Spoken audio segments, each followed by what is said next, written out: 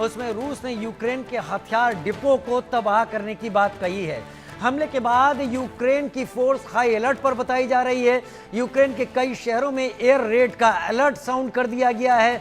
यानी अब यूक्रेन के ऊपर रूस हमला कर रहा है और यूक्रेन उसको न्यूट्रलाइज करने की कोशिश कर रहा है। लेकिन एक बात तय है, यूक्रेन ने कल जो कुछ भी किया है वो जंग हारता है या जीतता है इस बारे में कुछ कहा नहीं जा सकता। लेकिन रूस यूक्रेन जंग में एक ऐसा पन्ना यूक्रेन ने जरूर लिखा जहां पर उसने 5 एयरबेस को रूस के टारगेट और तबाह करके बता दिया कि उसको आसानी से खारिज नहीं किया जा सकता। मेजर जनरल जेके बंसल लगातार मेरे साथ जुड़े हुए हैं। मेजर जनरल जेके बंसल, अब रूस के हमले हो रहे हैं, हथियार डिपो पर हो रहे हैं, रूस पलटवार कर रहा है, लेकिन यूक्रेन के इस हमले को हम क्या माने, एक ड्रोन ऑपरेशन या एक खुफिया ऑपरेशन? देखिए, ये खुफिया ऑपरेशन है क्योंकि इसमें जो एक बड़े ही सीक्रेट तरीके से ये किया गया है। और ये जो हमले हैं हर बार रिटेलिएट होता है और ये दिखाया जाता है कि रशिया जो है वो खत्म कर देगा यूक्रेन के सभी हथियार। लेकिन कुछ दिन बाद पहले से ये आप देखो युद्ध का पैटर्न, अब थोड़ा सा ज्यादा सपोर्ट मिलने लगा है यूक्रेन को। नेटो देशों का पहले इतना नहीं था, तो तब भी यूक्रेन कुछ दिन के बाद में अटैक करता था। तो अब ये तो चलता ही रहेगा और चलते रहने में बात ये रहेगी कि जो बार बार ये कहा जाता है कि नेटो किस लिए बना था। नेटो बना था रशिया के अग्रेशन को रोकने के लिए। अभी नेटो के अंदर में जो इस युद्ध के बाद में फिनलैंड और स्वीडन भी बना है, और फिनलैंड की 1500 किलोमीटर जो बॉर्डर है वो रशिया के साथ में है। और रशिया ने उनको पहले धमकाया भी, लेकिन कुछ तो नहीं किया। अब ये यूक्रेन के साथ में क्यों? और मुझे नहीं लगता कि कोई नेटो का देश चाहता था किसी प्रकार का युद्ध, क्योंकि जर्मन चांसलर ओलाफ और फ्रांस के जो प्रेसिडेंट हैं वो गए थे प्रेसिडेंट पुतिन से मिलने के लिए और उन्होंने युद्ध के लिए मना किया था। और दूसरा, उनके पास में यहाँ पे गैस आती थी, अच्छा व्यापार था। और जो फ्रांस के प्रेसिडेंट हैं मैक्रोन ने तो ये कहा था ये अफगानिस्तान के बाद में कि अभी नेटो ब्रेन डेड हो गया, खत्म हो गया है। पर ये जो क्या है कि अमेरिका ने उसको एक गति देने के लिए ऐसा किया। तो मुझे ऐसा लगता है, देखिए ये जो जो रशिया का जो एक सपना है कि वो दोबारा यूएसएसआर बनाए, उस मकसद से यूक्रेन के ऊपर में अटैक किया गया। कि वो और ये मिसकैलकुलेशन हुआ। मिसकैलकुलेशन में ऐसा था कि रशिया को उम्मीद थी कि वहाँ के लोग हमारे समर्थन में होंगे और हम हफ्ते 10 दिन में पूरे रशिया यूक्रेन को अपना कब्जे में कर लेंगे, अपने एक तरह की गवर्नमेंट को रखेंगे वहाँ पे। अब जो 2014 में जो क्रीमिया को जो जब जब क्रीमिया को अनेक्सेशन किया है, हम्म। तो यूक्रेन के माइंड में एक डर तो रहेगा ही ना। हम्म। हालांकि एक बात मेरी ये भी समझ में नहीं आती कि यूक्रेन इतने जैसे ट्राई कर रहा है और अपने ऊपर हमला भी करा लिया, फिर भी क्या गाना गा रहा है कि मुझे नेटो में रखो। जिसको नेटो में करना था, नेटो को, उन्होंने स्वीडन को और जो फिनलैंड को करना था, वो कोई टाइम ही नहीं लगा। और हम्म। उसमें जबकि दोनों के लिए ऑब्जेक्शन उठाया तुर्की ने, उस ऑब्जेक्शन को हटा करके नेटो को में शामिल कर लिया गया। तो नेटो तो कभी चाहता ही नहीं था यूक्रेन को अपने में शामिल करना। ये तो फालतू में जो अपनी बर्बादी कराई है यूक्रेन ने, बार बार कह के, जब उनको इस बात का आभास होना चाहिए था कि हमको नेटो में नहीं सम्मिलित होना, तो उसको क्यों कह रहे हैं वो? आप और सही अभी कह भी रहे हैं। कोई आप सही जी। कह रहे हैं। ये नाटो का राग अलापना व्लादिमीर जेलेंस्की के लिए इतना जरूरी क्यों हो गया, समझ में नहीं आ रहा। चैलेंज किसे करना चाहते थे? लेकिन सुरेश जी, क्या आपको लगता है ये जो अब तक का पिछले कई दशकों का सबसे लंबा वॉर हो गया है रूस और यूक्रेन के बीच में, क्या डिप्लोमेसी इसका हल ढूंढ रही होगी, या फिर आप अब डिप्लोमेसी के लिए करंट सिचुएशन में इसके लिए कोई जगह नहीं देखते कि डिप्लोमेसी कुछ काम कर पाएगी? देखिए, मेरे ख्याल है डिप्लोमेसी के लिए अभी कोई तैयार है ही नहीं। ना यूक्रेन, रशिया की तरफ से शुरू शुरू में थोड़ी सी एक दिखाई गई थी, एक उनकी इच्छा कि अगर डिप्लोमेसी से यूक्रेन मान जाए कि वो नेटो के करीब नहीं आए, थोड़ा सा हल निकले और जो रशियन स्पीकिंग एरियाज है वो रशिया के मिल जाए। लेकिन वो भी खत्म हो चुका है अब। यूरोप की इच्छा नहीं है, रशिया की ऐसी कोई इच्छा नजर नहीं आती है। और जैसे कि आलोक भट्ट साहब पहले बोल चुके हैं, ये अमेरिका का तो फायदा है, उसकी जो मिलिट्री कॉम्प्लेक्स है सप्लाई कर रहे हैं हम, उसकी तो इकोनॉमी को फायदा हो रहा है। तो मेरे को कोई पक्ष ऐसा नहीं दिखाई दे रहा है जो कि इस वॉर को खत्म करने के लिए बहुत ज्यादा इच्छुक हो। दिक्कत यह है कि अगर ये वॉर चलती रही, कहीं ना कहीं एक ये खतरा पैदा हो जाता है कि ये कंट्रोल से बाहर हो जाएगी। और वही चीज है कि इसको कंट्रोल में रखना, लो लेवल वॉर।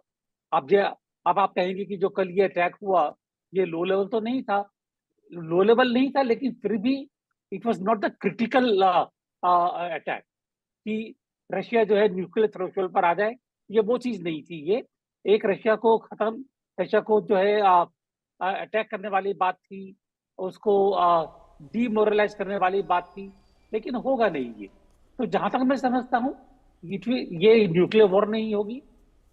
वॉर ये इस तौर पर चलती रहेगी। खारगिल पर हमला हुआ, इसके बाद में हो सकता है एक दो अटैक कीव के ऊपर हो जाए, दिखाने के लिए कि भाई तुम्हारे पास कितने भी ड्रोन हो, हम आगे आ सकते हैं।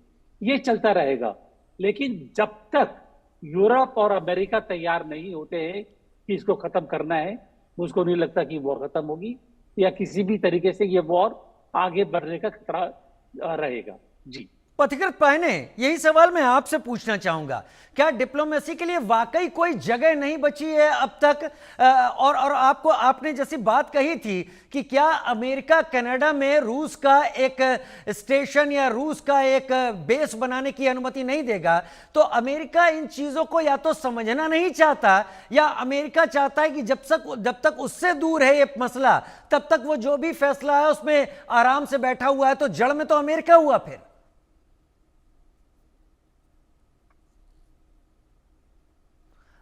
अनम्यूट कर ले सर पथिकृत अपने को।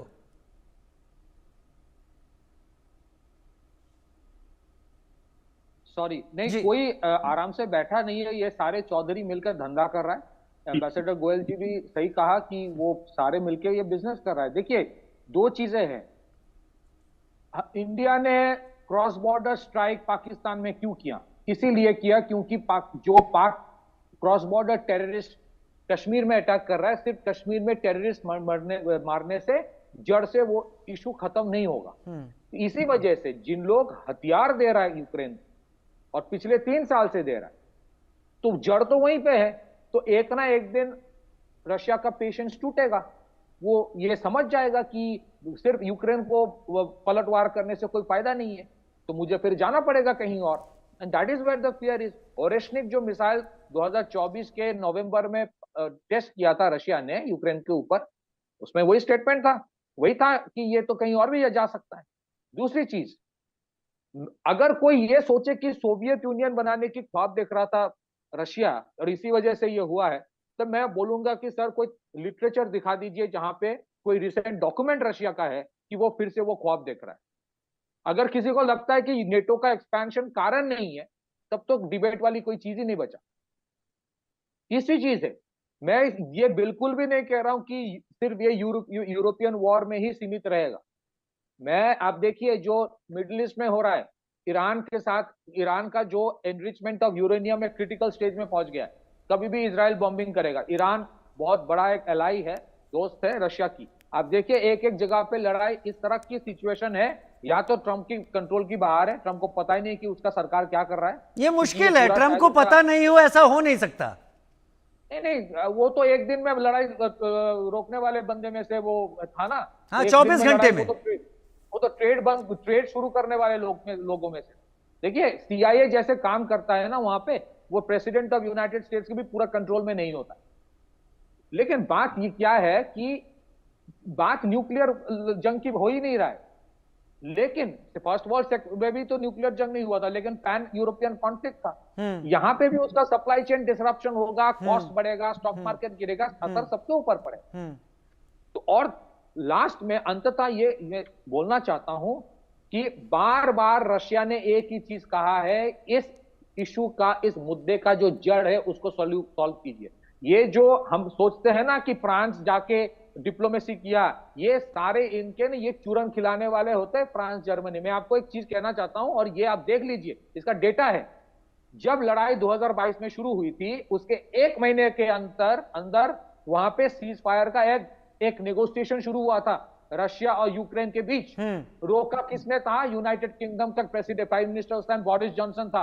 उसने रोका था। वो कहां से आई थी? ब्रसल्स से। I call Brussels the devil's den. ये सारे नेटो वेटो यूरोपियन यूनियन सबका हेडक्वार्टर ब्रसल्स है।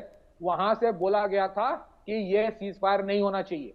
और अंततः मैं और भी ये ऐड करना चाहता हूं, बात जेलेंस्की की नहीं है। 2013-14 में आप देखिए वो जो ऑरेंज रेवोल्यूशन यूक्रेन में हुआ, रेजिम चेंज करवाया गया था, जिस तरह का रेजिम चेंज बांग्लादेश में करवाया गया, जॉन मैकेन वहां पे क्या कर रहा था, फिर विक्टोरिया नुलैंड क्या कर रहा था? प्रॉब्लम वहां से शुरू हुआ। यूक्रेन को रशिया लेने के लिए मजबूर हो गया, क्योंकि नहीं तो उसका ब्लैक सी वाला एक्सेस बंद हो जाता। तो मुझे लगता है कि इतिहास को पर्सपेक्टिव में देखना जरूरी है, उसके बाद कोई इसके ऊपर हम चर्चा करें तो बेहतर है, क्योंकि ये लड़ाई आज की नहीं है, आज की लड़ाई नहीं है। और ये लड़ाई प्रोवोक किया जा रहा है ताकि रशिया फिर से बहुत बड़े रिटेलिएट करे और फिर यूक्रेन विक्टिम का गाना गाए, रोना रोए, और यूरोप दिखाए कि देखो रशिया जेनोसाइड कर रहा है। ये बनाया जा रहा है, बनाया जा रहा है। नहीं, इस तरीके के ट्वीट्स, इस तरीके के एक्सपोस्ट डोनाल्ड ट्रंप के आने भी शुरू हो गए हैं। और उन्होंने ये तक तो कह दिया पुतिन के लिए कि वो क्रेजी है, यानी पागल हो गए हैं पुतिन।